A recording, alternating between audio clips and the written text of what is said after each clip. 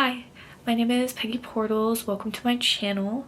This is my first ever video, obviously. Well, maybe not obviously, but this is my first ever video, and I am going to be making crafting and DIY content on this channel. In this video, you can expect me to be making the handkerchief dress that I'm wearing, which you can't tell it's handkerchief dress, but you'll see, out of this beautiful dead stock 1960s fabric. And I will also be making these Barbie pink duck nails. Yes, I'm very excited to share my crafting adventures on the platform I love more than any other platform. It has always been YouTube. And yeah, so let's get into it. Welcome to my channel. I usually start my prep for crafts the night before, so this is me having taken some notes on what I was planning to do the next day, and this is me the next day, basically doing those plans. I folded up the fabric into 4 pieces for quarters, and I did some math from the night before and cut out a hole that will correspond with kind of the space that I need to wear the dress, or wear this fabric as a dress. And yeah, so I just go ahead and I cut that hole out and I try it on. Looks pretty good.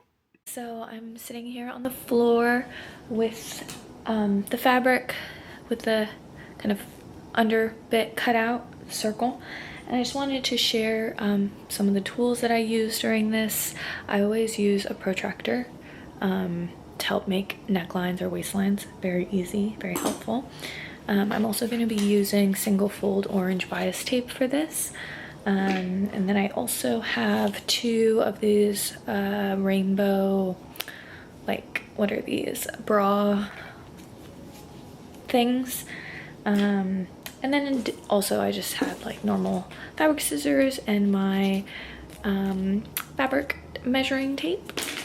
And yeah, I was just watching on YouTube there some tutorials reminding myself how to do different parts of this. But yeah, I've cut out the well, what's supposed to be the waistline, but is actually my underarm measurement, because I followed a skirt tutorial, but I'm adapting it to make a dress. So that's what's going on right now. Hi, I am sitting here at my sewing machine now, and I'm just gonna, put the thread in and whatnot and get ready to French seam the edges of the handkerchief dress. So yeah, let's do that. Now I'm on the floor and I am just pinning up the edges of the handkerchief dress with some pins and getting ready to French seam them before I do the hem and the neckline. Now I'm back at my sewing machine and I have everything pinned up. So I'm going to just go ahead and do a simple stitch along the edge to begin the process. So here we go.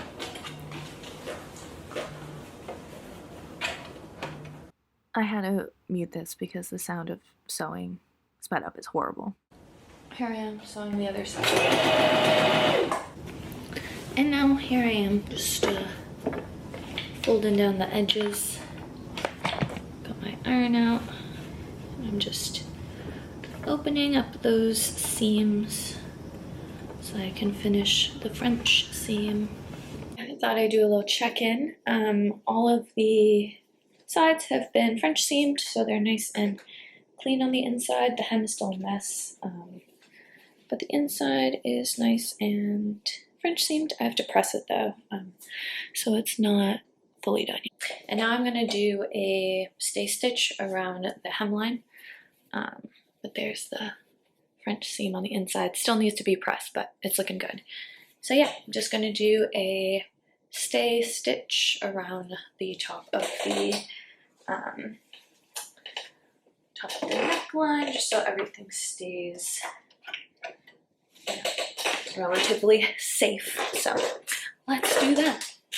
So I have added the stay stitch along the hem of the under bit, and I'm gonna work on attaching the single fold bias tape now.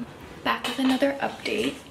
So I had stay stitched the crease or the hem neckline, And then now I just went ahead and pinned single fold bias tape in along the edge. So I lined up the edge of the open side of the bias tape with the actual stitch itself, so that goes all the way around, which will guarantee that the stitch is within the bias tape when I fold it in, because this is facing bias tape. The bias tape is going to be on the inside of the garment. It's not going to be visible from the outside. You'll just be able to see this beautiful 1960s fabric. So I'm going to go ahead and stitch that up. I have it going all the way around, and I did it at joining at the shoulder. I thought that would be clean. So let's see how this turns out now.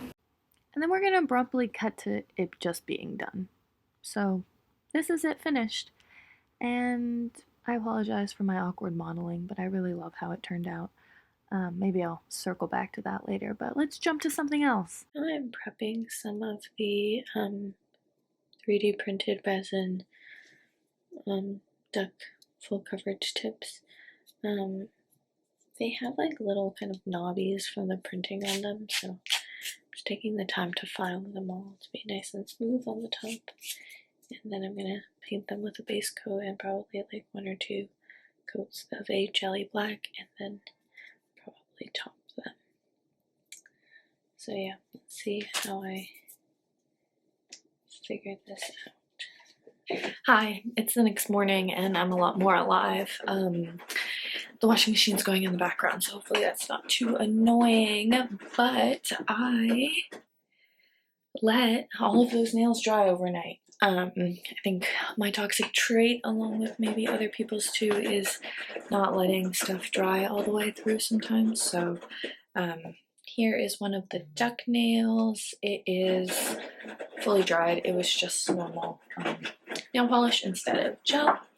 And yeah, so I think I'm gonna go about adding some fun details to these. I'm probably going to do like pearls or something. Yeah, I'm gonna have to figure out what about that I want to do. But I'm really obsessed with the duck nail. I think they're gonna look really cool, don't you think? I feel like it's gonna look really cool. So talk to you soon.